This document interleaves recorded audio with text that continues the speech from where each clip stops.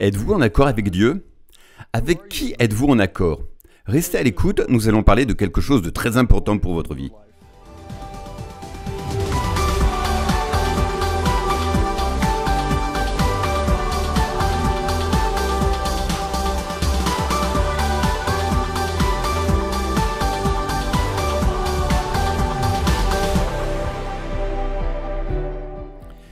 Bienvenue dans ce nouvel épisode de Vraiment Libre. Mon nom est Barry Bennett, je suis enseignant au Charis Bible College à Woodland Park dans le Colorado et j'ai le privilège et l'honneur de partager avec vous la parole de Dieu, les bonnes choses de Dieu.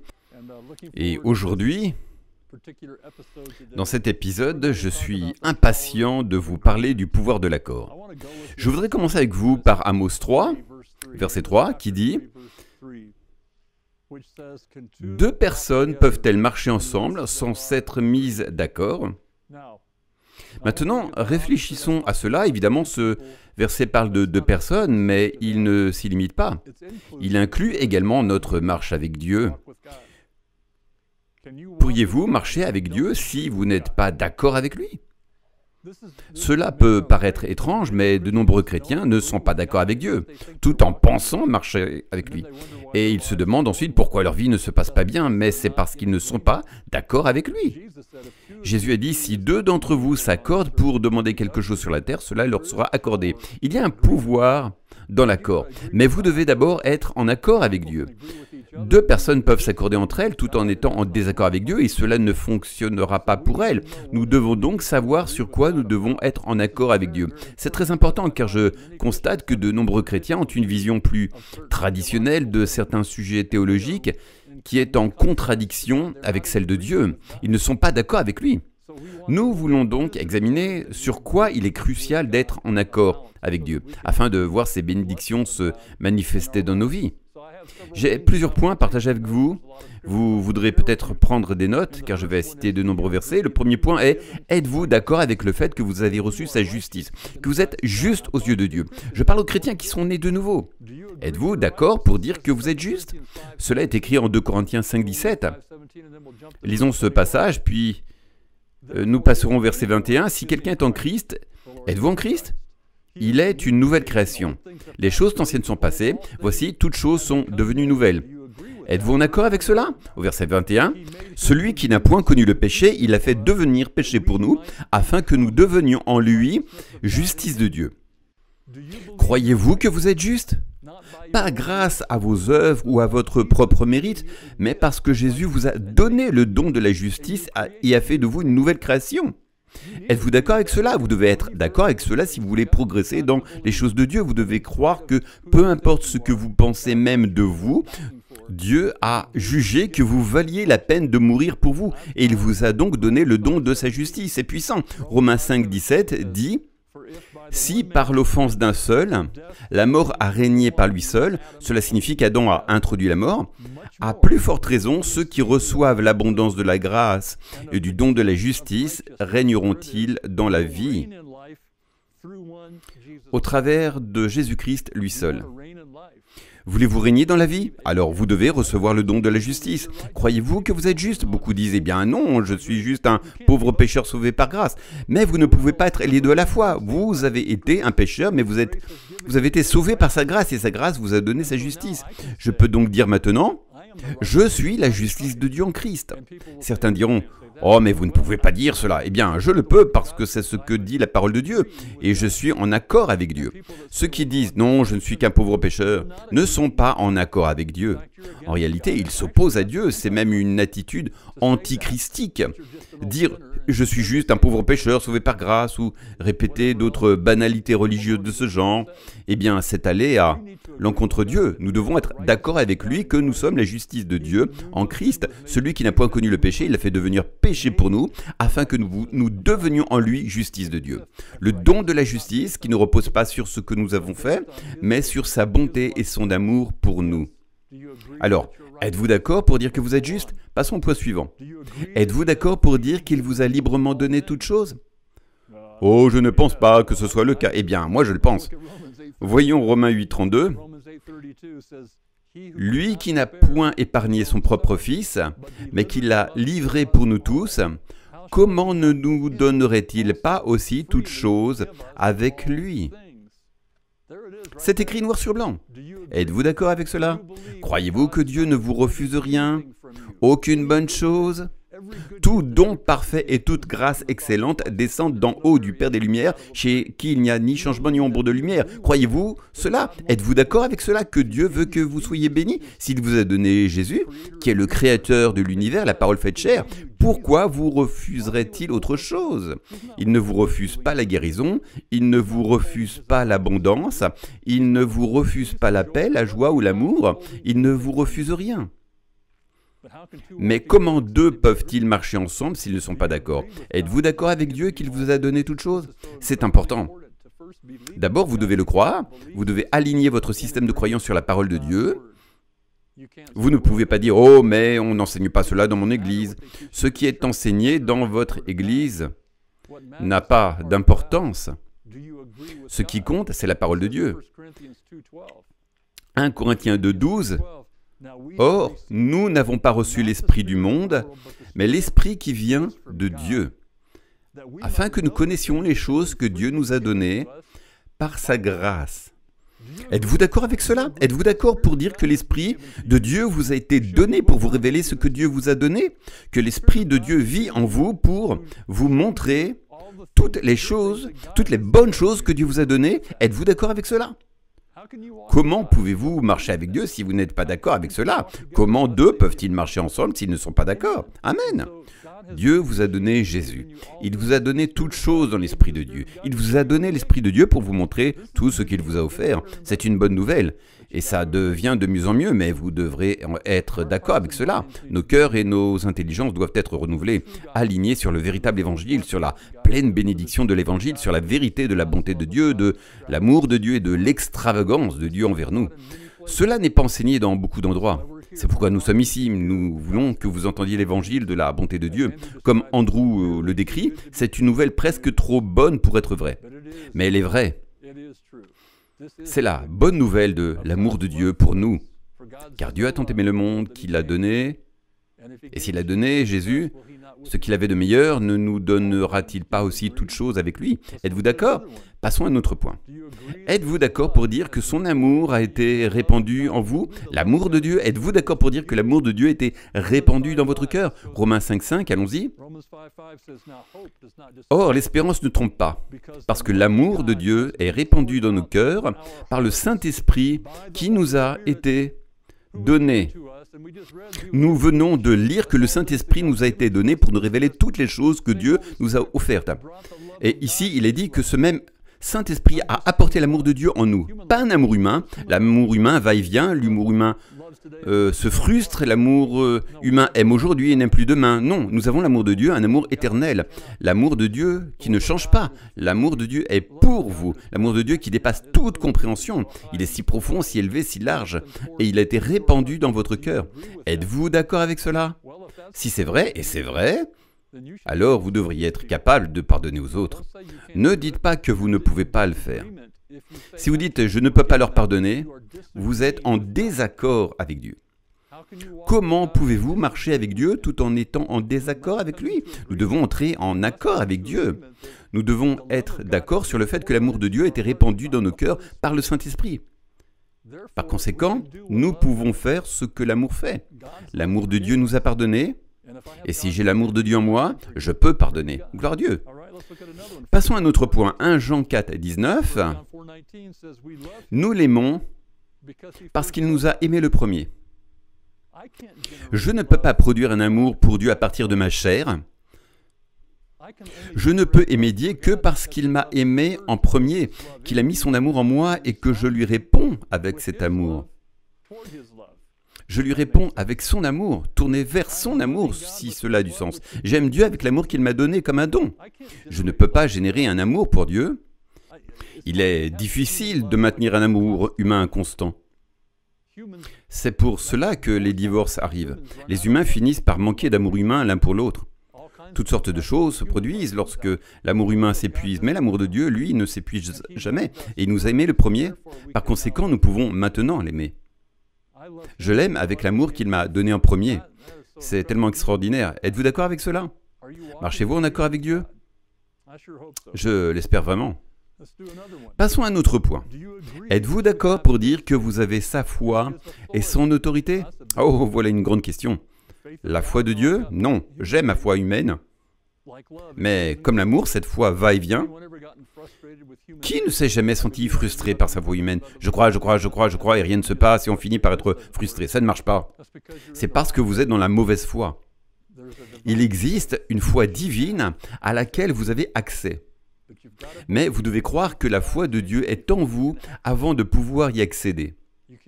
Vous ne pouvez pas produire votre propre foi, vous ne pouvez pas vous frustrer en imposant de le faire par vos propres forces. Enfin, si vous pouvez vous frustrer, mais c'est ce qui arrivera si vous comptez sur vos propres forces. Vous avez la foi de Dieu. Voyons l'autorité de Dieu. Luc 10, 19. « Je vous ai donné le pouvoir de marcher sur les serpents et les scorpions. » Il parle ici des puissances démoniaques et sur toute la puissance de l'ennemi et rien ne pourra vous nuire. Dans le contexte, ces paroles ont été envoyées aux disciples qui n'étaient pas encore nés de nouveau. C'était une autorité déléguée pour eux. Mais celui qui a donné cette autorité vit maintenant en nous. Nous n'avons pas moins de cette autorité. Nous en avons davantage. L'autorité de Christ pour vaincre l'ennemi vit en vous. Et c'est pour cela que Jacques dit, résistez au diable, soumettez-vous à Dieu, accordez-vous avec Dieu. Résistez au diable et il fuira loin de vous. C'est une bonne nouvelle. Les démons ont peur de vous. Et pourtant, tant de chrétiens ont peur des démons. Tout est souvent à l'envers dans de nombreux contextes, mais les démons craignent les chrétiens qui savent qui ils sont en Christ. Êtes-vous d'accord avec Dieu que vous avez son autorité? Que vous pouvez parler avec la même autorité que Dieu, que Jésus, que Paul ou que n'importe quel autre serviteur de Dieu? Vous avez la même autorité, car celui qui est en vous est plus grand. Ainsi, nous pouvons maintenant écraser les œuvres de l'ennemi, résister au diable, et il fuira. Nous pouvons parler à la maladie, parler à la destruction et à tout ce qui est mauvais, tout ce qui vient pour voler, tuer et détruire. Nous avons cette autorité. Jésus a dit, « Quiconque dira à cette montagne, ôte-toi de là et jette-toi dans la mer, et qui ne doutera pas dans son cœur, mais croira que ce qu'il y arrive, cela lui sera accordé. » Jésus a dit cela. Il n'a pas dit, « Regardez bien, mais ne faites pas ça chez vous, c'est réservé à moi. » Non, il veut que vous exerciez cette autorité chez vous. Amen, c'est puissant. Et c'est cela, marcher en accord avec Dieu. Deux peuvent-ils marcher ensemble sans être d'accord? Malheureusement, beaucoup de chrétiens ne sont pas en accord avec Dieu. Pourtant, les Écritures sont aussi claires que possible, mais les traditions humaines indiquent le contraire. Ces choses sont passées, nous ne pouvons pas espérer cela, qui sait vraiment ce que Dieu veut? Tout cela est faux. La parole de Dieu est claire, et si vous vous accordez avec elle, vous aurez de la puissance dans cette vie. Jacques 4, 7 dit « Soumettez-vous donc à Dieu ou accordez-vous avec Dieu, résistez au diable et il fuira loin de vous. » Êtes-vous d'accord sur le fait que vous avez l'autorité de Dieu, que vous avez la foi de Dieu? Parlons un moment de la foi. Paul dit en Galates 2, 20 « J'ai été crucifié avec Christ, et ce n'est plus moi qui vis, mais Christ qui vit en moi. Et la vie que je vis maintenant dans la chair, je la vis par la foi au Fils de Dieu. » Certaines versions disent « dans la foi du Fils de Dieu ». Je vais vous montrer cela dans un instant. En Galates 5, 22, 23, il est dit que l'un des fruits de l'Esprit est la foi. Le fruit de l'Esprit de Dieu vivant en vous, c'est la foi de Dieu. Certaines traductions disent fidélité, mais le mot grec est bien foi. Paul dit « Je vis par la foi au ou par la foi du Fils de Dieu ». Vous ne pouvez pas faire cela avec votre propre foi, mais vous avez la foi de Dieu. Vous avez l'autorité de Dieu. Êtes-vous d'accord avec cela? Vous n'avez pas besoin de produire votre propre foi. Vous devez simplement faire confiance à Dieu. Écoutez Dieu, la foi vient de ce qu'on entend. Lorsque vous entendez Dieu, sa foi prend vie en vous. C'est sa foi. C'est son esprit qui vivifie votre foi. Et la foi s'anime en vous. C'est bien mieux que d'essayer de produire cela par mes propres forces. Je ne peux pas produire ma propre justice.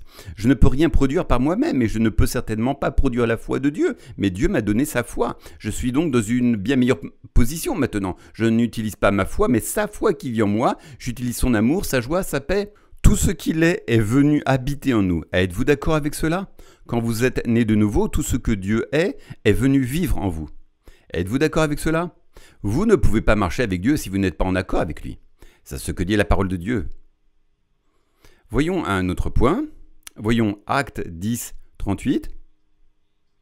Comment Dieu a oint Jésus de Nazareth du Saint-Esprit et de puissance, lui qui allait de lieu en lieu, faisant du bien et guérissant tous.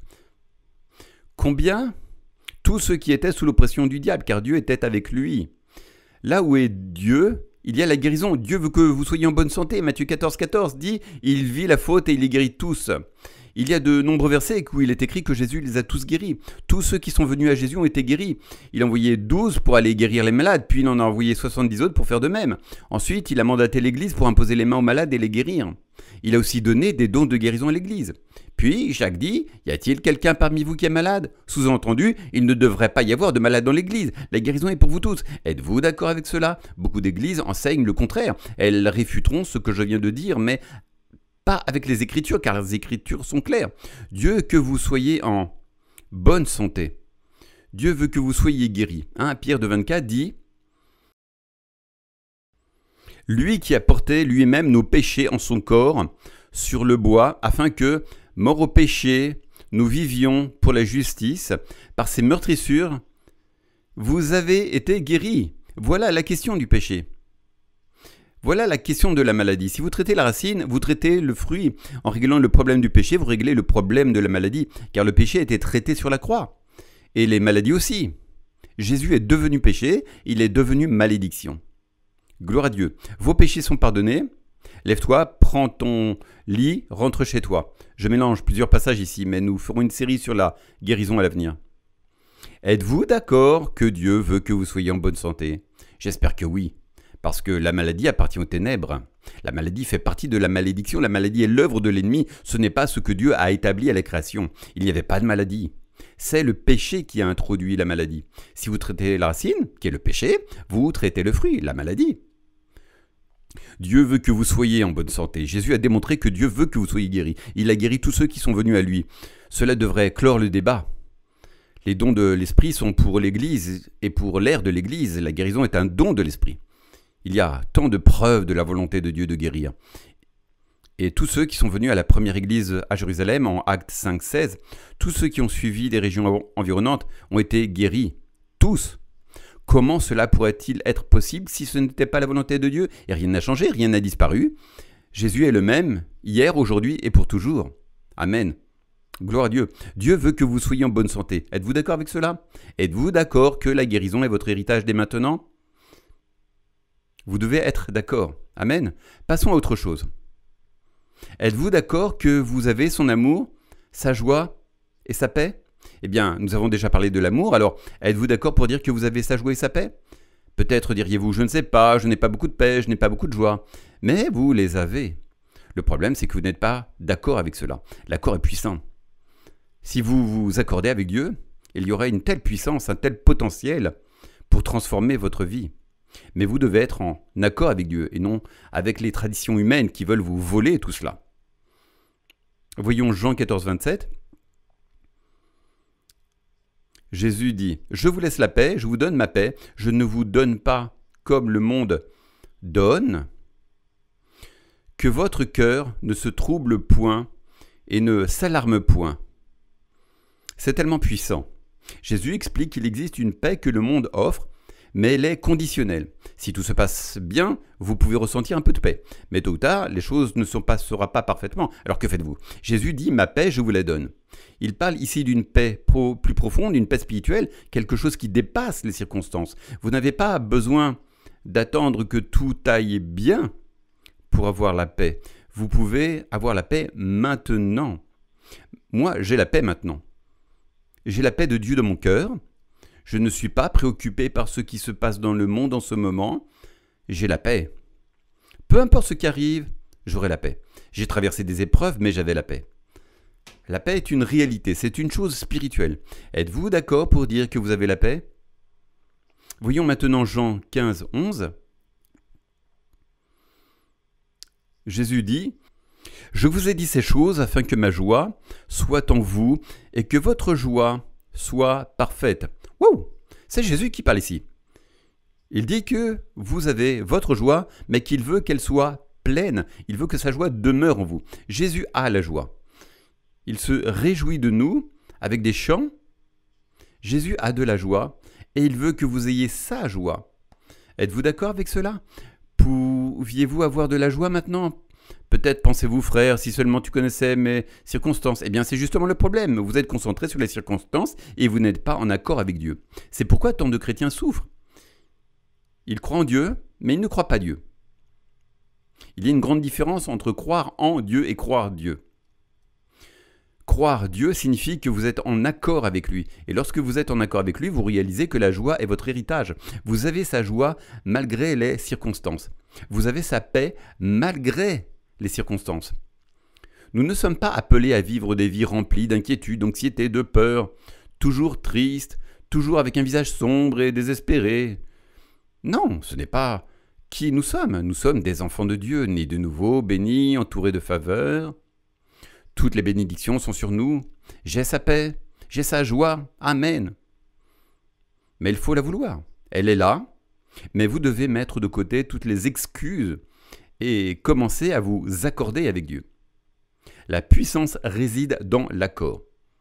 Si deux d'entre vous s'accordent sur terre pour demander quoi que ce soit, cela leur sera accordé. Alors commencez à vous accorder avec Dieu si vous voulez commencer à avoir de la puissance. Amen. S'accorder avec Dieu, c'est s'accorder avec sa parole, sa nature, sa bonté, sa puissance, son autorité, ses promesses, son alliance. Notre alliance est tellement meilleure que l'alliance abrahamique ou l'alliance mosaïque légaliste. Nous avons de meilleures promesses. Êtes-vous d'accord avec cela? Dieu veut vous bénir tellement que nous ne pouvons même pas comprendre à quel point il veut nous bénir. Parce que nos petits cerveaux limités, nous essayons d'évaluer tout cela, mais Dieu est tellement plus grand que votre cerveau, il est plus grand que vos sentiments, que vos circonstances. Dieu, que vous soyez bénis. Il vous a donné sa paix, sa joie, son amour, son autorité, sa foi.